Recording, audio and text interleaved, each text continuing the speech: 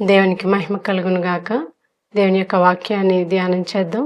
మత్తయి సువార్త 6వ అధ్యాయము 33వ వచనాన్ని మనం ధ్యానించినట్లయితే, ఆయన రాజ్యమును నీతిని మొదట వెతకండి, అప్పుడు అవన్నీ మీకు అనుగ్రహించబడను.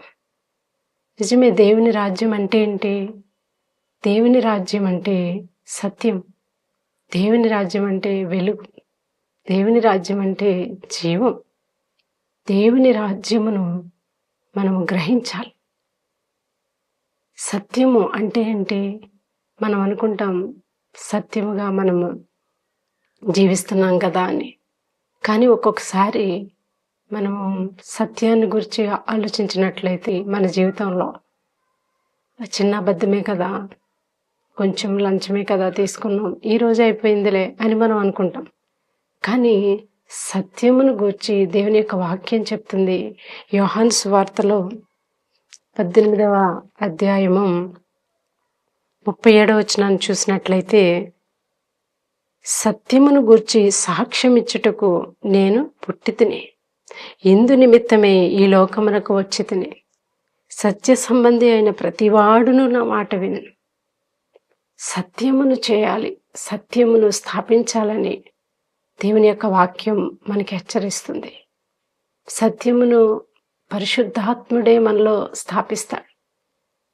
మనము సత్యం ఎరిగినప్పటికీ సత్యాన్ని చేయలేం. అందుకనే పరిశుద్ధుడైన పౌలు అన్నాడు, ఏది మంచిదో అది నేను చేయలేకపోతున్నాను, కానీ మంచిని చేయించేటటువంటిది పరిశుద్ధాత్మ. సత్యమును గూర్చి సాక్ష్యం ఇచ్చేటట్లుగా మనల్ని నిలబెట్టేది పరిశుద్ధాత్మ. కనుక మనము సత్యమును గూర్చి సాక్ష్యం ఇవ్వాలి. అప్పుడే దేవుని రాజ్యం మనలో ఉన్నట్లు. అయితే దేవుని రాజ్యం అంటే ఏంటి? వెలుగు. వెలుగు అయి ఉన్నది. యోహాను సువార్త 3వ అధ్యాయము 19వ వచనాన్ని చూసినట్లయితే, వెలుగు లోకంలోనికి వచ్చెను, గాని తన క్రియలు చెడ్డవైనందున మనుష్యులు వెలుగును ప్రేమింపక చీకటినే ప్రేమించిరి. దుష్కార్యము చే ప్రతివాడు వెలుగుని ద్వేషించుచు తన క్రియలు దుష్క్రియలుగా కనబడకుండానట్లు వెలుగునొద్దకు రాడు. మనం చూసేదంతా వెలుగే అని మనం అనుకుంటున్నాం. శారీరకంగా మనము వెలుగును చూస్తున్నాం, వెలుగులో మనకు అన్ని స్పష్టంగా కనబడుతున్నాయి. కానీ వెలుగు యొద్దకు రావాలి అంటే యేసుక్రీస్తు ప్రభువుని ఎరుగుటమే వెలుగు అని మనం అనుకుంటే, చర్చికి వెళ్ళడం, పాటలు పాడడం, ప్రార్థించడం వెలుగు. అయితే దాన్ని మించినటువంటి వెలుగు ఏమిటి అంటే వెలుగులో జీవించడం. తెలుసుకోవడం వేరు, వెలుగు కొరకు జీవించడం వేరు. వెలుగులో మన యొక్క క్రియలను చక్కపరుచుకోవడం, స్థిరముగా చూడడం, వెలుగును గూర్చి సాక్ష్యం ఇవ్వడం. అవును, చాలామంది చీకటిని, అవును దేవుని వాక్యం ఏం చెప్తుంది? మానవుని యొక్క ఊహ బాల్యం నుండి చెడ్డది. అయితే మనలో ఏం వెలుగుందే? మన ఊహ తలంపులన్నీ చెడ్డవి అని చెప్తున్నాడు. కనుక మనలో చీకటే ఉంది. అయితే మనం వెలుగునొద్దకు రావాలి. వెలుగునొద్దకు వచ్చి ఆ వెలుగుని నాలో స్థాపించమని మనం అడగాలి. అప్పుడే వెలుగు కొరకు సాక్ష్యం ఇచ్చేవారిగా మారుతాం. మరి దేవుని రాజ్యం అంటే వెలుగై ఉన్నది. దేవుని రాజ్యం అంటే నిత్య జీవం. యోహాను సువార్తలో మనము 11వ అధ్యాయంలో మనం చూసినట్లయితే, యోహాను సువార్త 11వ అధ్యాయము 24వ వచనం చూసినట్లయితే, మార్త ఆయనతో, అంత్యదినమున పునరుద్ధానమందు లేచునని ఎరుగుదును. అందుకు యేసు, పునరుద్ధానమును జీవమును నేనే. నా యందు విశ్వాసముంచువాడు చనిపోయినను బ్రతుకును, బ్రతికి నా యందు విశ్వాసముంచువాడు ప్రతివాడు ఎన్నటికీ చనిపోడు. జీవం అంటున్నాడు. అవును, దేవుని రాజ్యంలో జీవం ఉంది.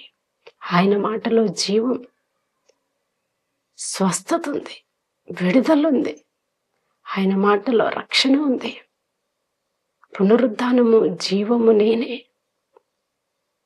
చనిపోయినను బ్రతుకుతాడు. మరి ఇటువంటి యొక్క జీవాన్ని మనం కనుగొన్నామా? జీవం యొద్దకు వస్తూ కూడా జీవమును మనము గ్రహించలేని వారిగా ఉంటున్నాం.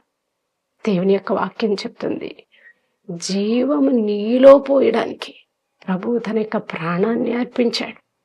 దేవుని వాక్యం చెప్తుంది, నేనిచ్చు నీళ్లు త్రాగు ప్రతివాడు నిత్య జీవాన్ని పొందుతాడు. మరి మనం ఇంకా దాహం కొనిగి ఉన్నామా? ఆత్మ దాహాన్ని తీర్చడానికి దేవుడు తన యొక్క నిత్య జీవాన్ని మనకిస్తానంటున్నాడు.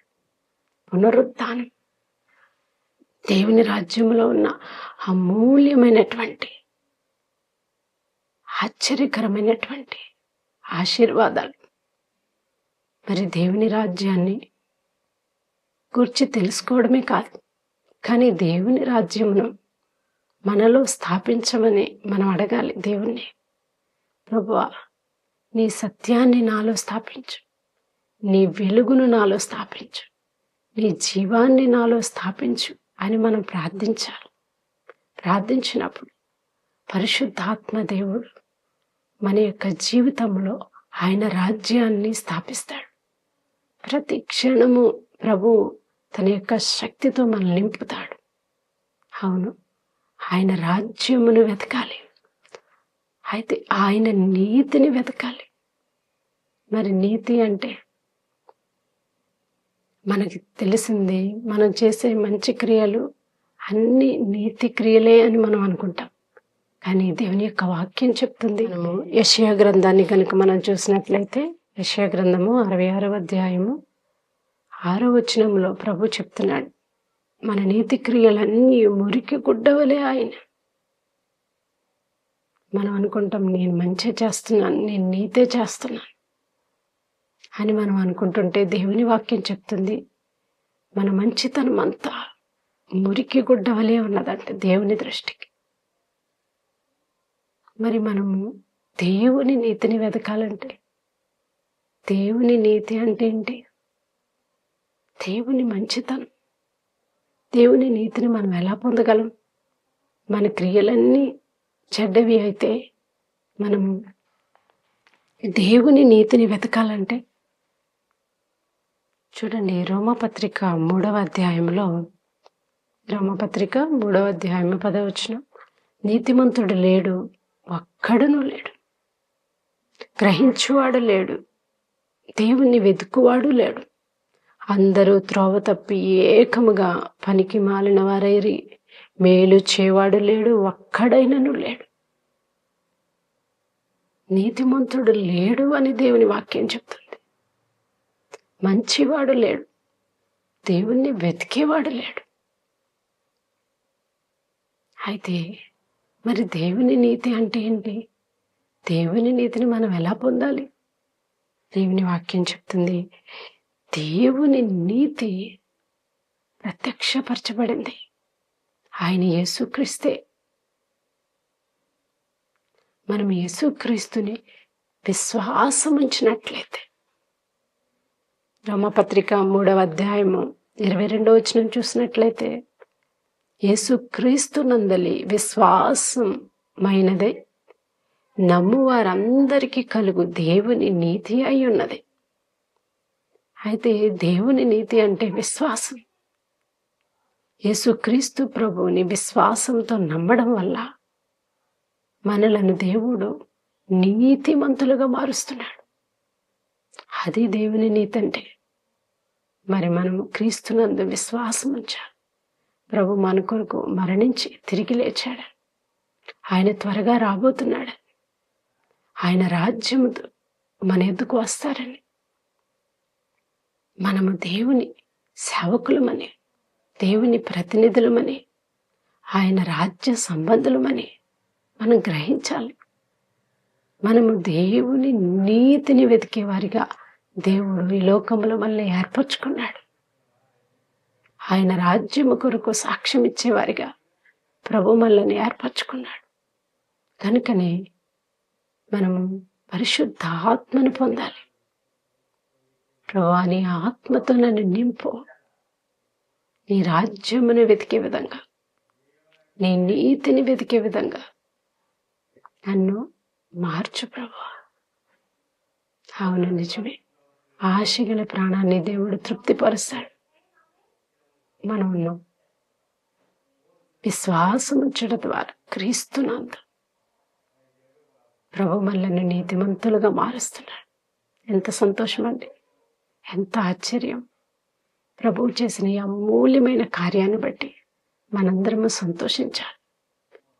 ఈరోజు మన యొక్క జీవితాల్లో నిజమైన వెలుగు, నిజమైన ఆనందం, నిజమైన సంతోషానికి కారణమైనటువంటి క్రీస్తు ప్రభువుని మనం చేర్చుకుందామా?